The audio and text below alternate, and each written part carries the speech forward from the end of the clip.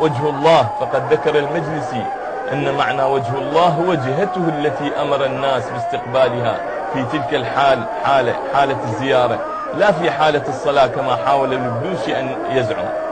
وأما بالنسبة إلى بعض الأمر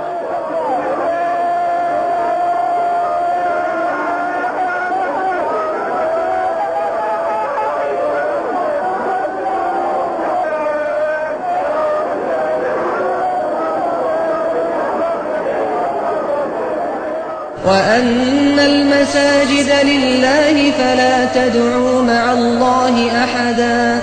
فماذا عسى النجدي يقول عن الشيعة الذين يأتون إلى قبر الحسين رضي الله عنه سجدا متوجهين إلى القبر وليس إلى القبلة، بل يزحفون سجدا كما تشاهدون؟